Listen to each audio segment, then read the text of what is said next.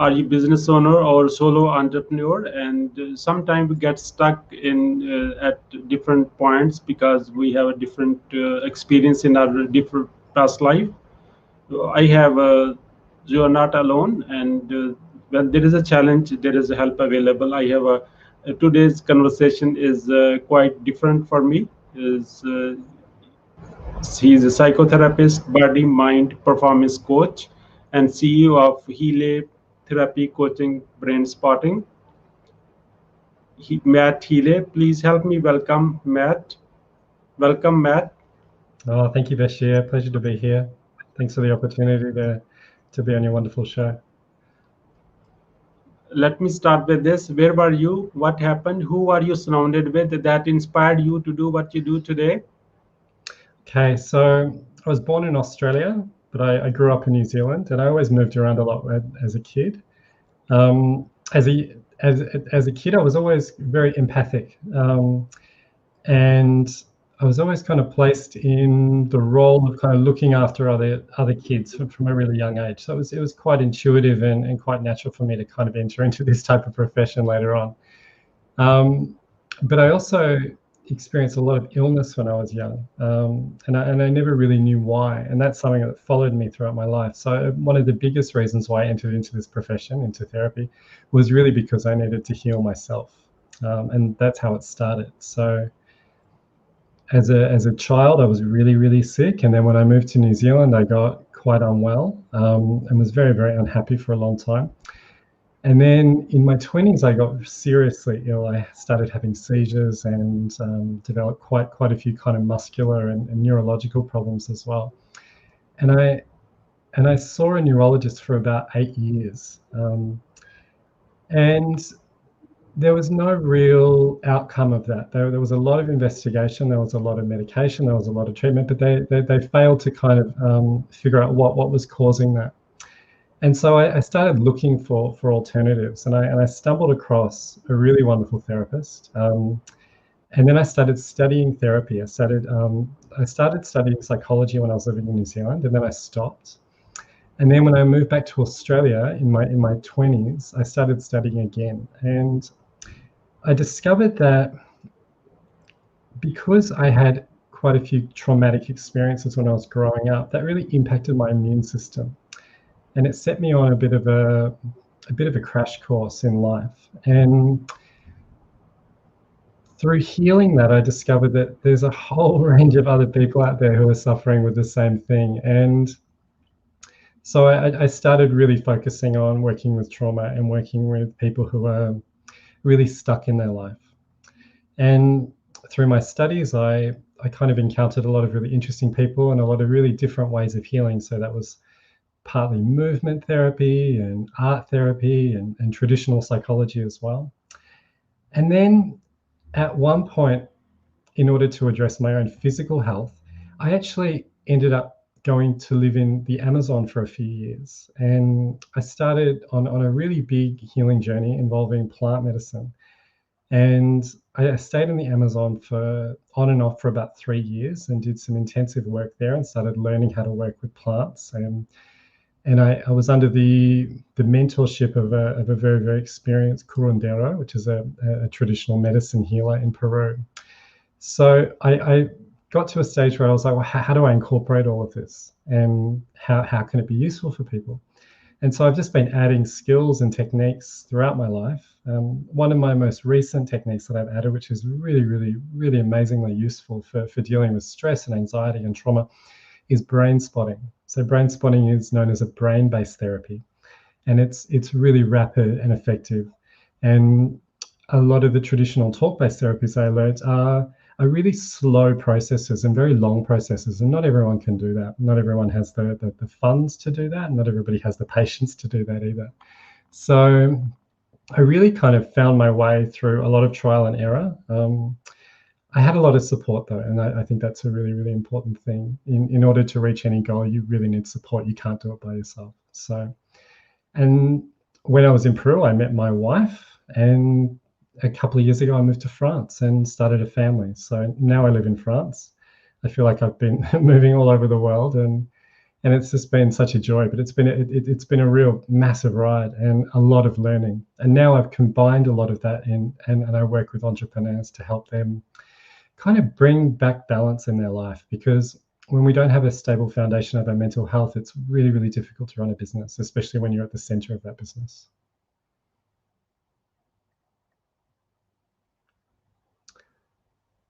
Okay, so the top 3 mistakes that I see commonly that people should avoid. One is avoidance. Don't minimize, don't avoid the symptoms. So stress has a really cumulative effect on the body, and over time that will really wear you down. It can cause really big problems, which are then much more difficult to heal. So try not to avoid things which are causing problems in the first place, because they're much easier to deal with. Denial is a big one as well, just saying it's not happening, it's not happening. And that can be a really good coping mechanism, and it can get you through a couple of months at a time. But after a while, the things that we deny and the things that we avoid grow stronger, and then they come back, and we're going to have to deal with them eventually. And the third one would be isolation. So it can be really normal to go into a space of isolation when you're not feeling great, when you're feeling depressed or anxious. You just want to hide away from the world. But that can have a really negative consequence, because left alone, you ruminate and things fester and they're not being dealt with. And while it can be good to isolate for a period of time in order to get the rest that you need, it can be easy to get stuck in that isolation. And we know on a mental health level that that's really, really bad for mental health to be chronically isolated. So I always say to people, you really need to reconnect. And that doesn't have to be just with people. It can be with nature. It can be with animals. It can be with your own health, and it can be with your own projects and dreams as well. My greatest failure was not recognizing the symptoms. I think growing up, I really didn't want to face that I had some problems I needed to deal with, but more to the fact I didn't really know how to deal with them at the time. So I did my best, and I entered into a lot of kind of self-soothing behaviors. So a lot of alcohol and a lot of drugs when I was younger, just to cope.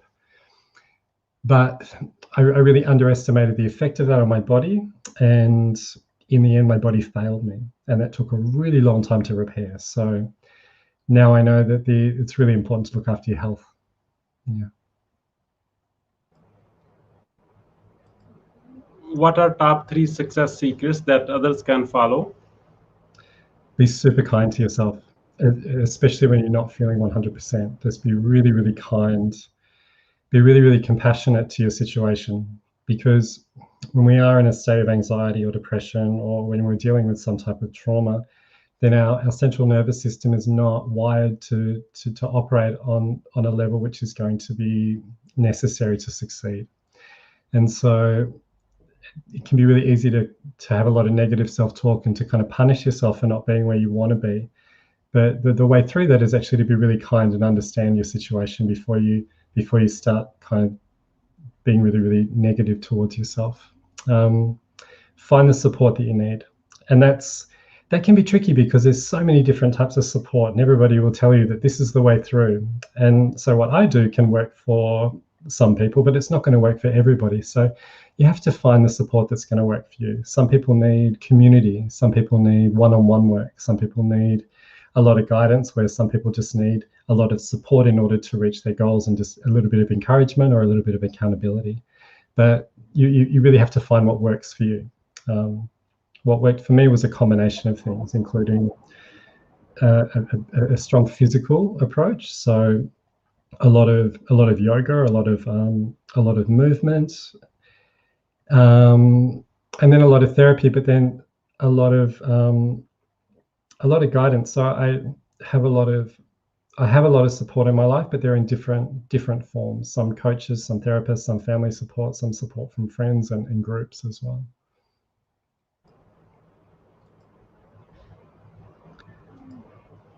So we're entering a speed round, short questions and quick answers. Are you ready for it? Sure. What is the most impactful business book you read, and what did you learn from it? Okay, so I've read quite a few books, but this is the one that I've read most recently.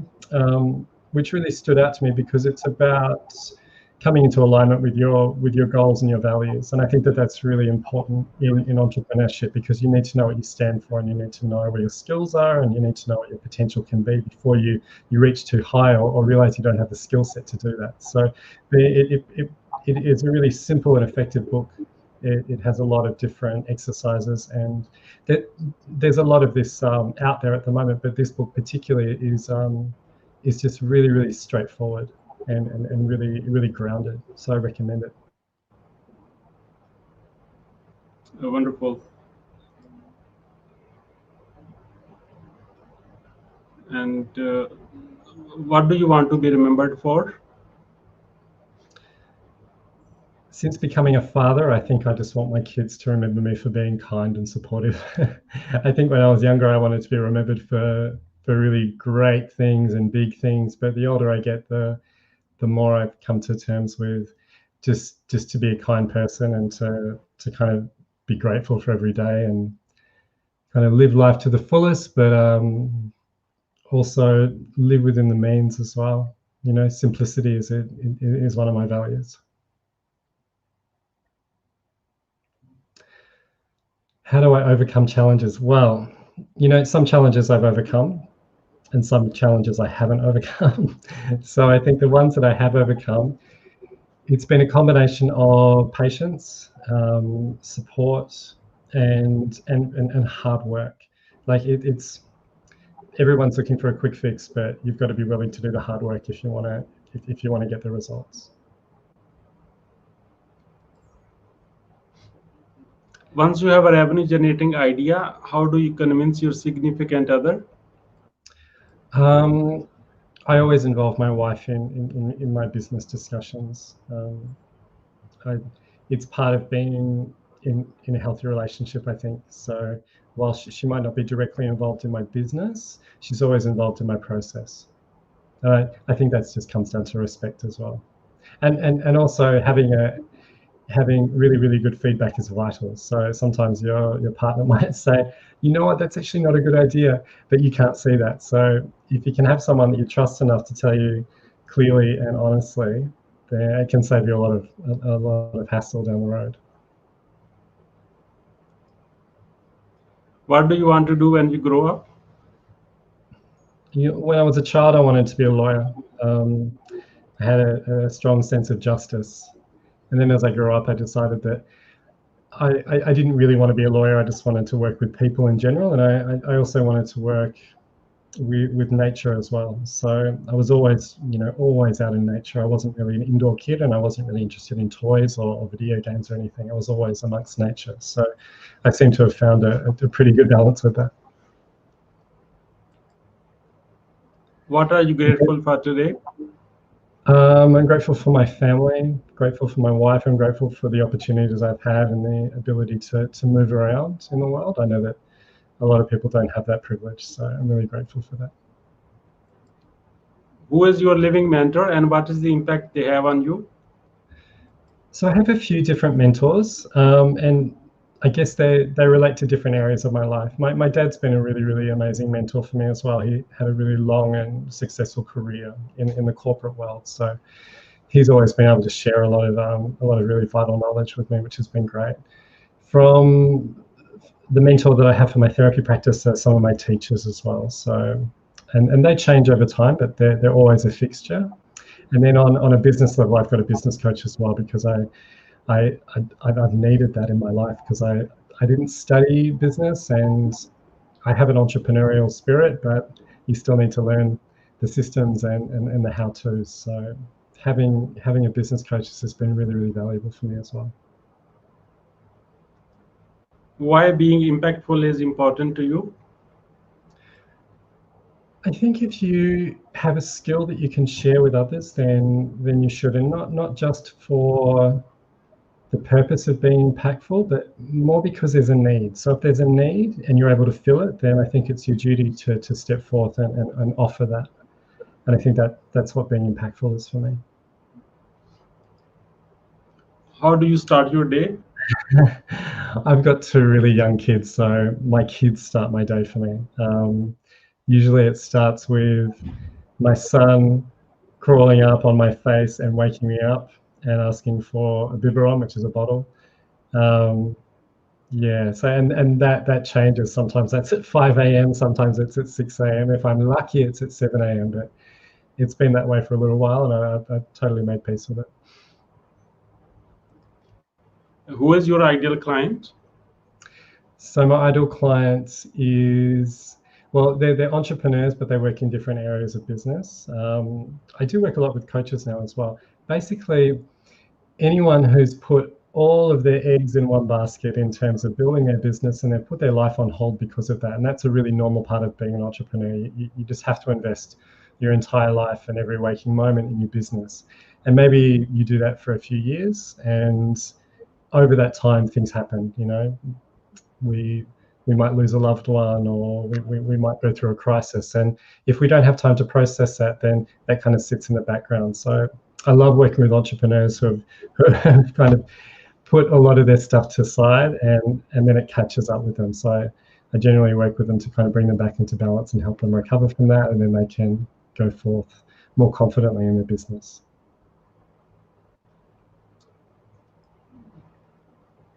What is the advice you would give to your younger self? I think be more patient, be more kind, and keep going. So I think there were periods in my life where I kind of got stuck, but I would tell myself then, no, keep going. It's okay. You know, don't wait for things to happen. Take charge. How can we support you?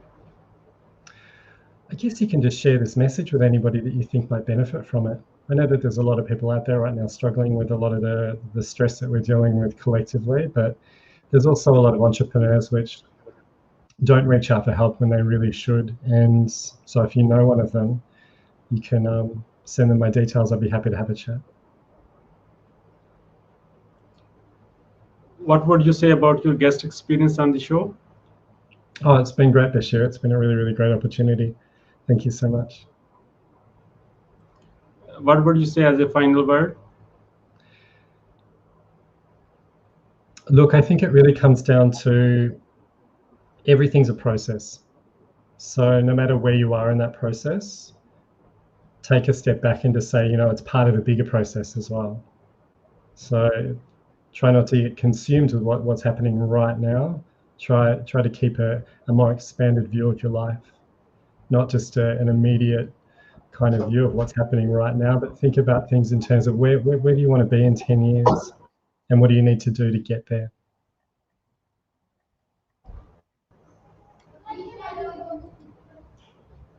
Thank you, Matt, for your time and wisdom on the behalf of Entrepreneur Empowerment Club and our entire team. We really appreciate you. I hope our path cross again with another amazing guest. Until then, you have a wonderful time.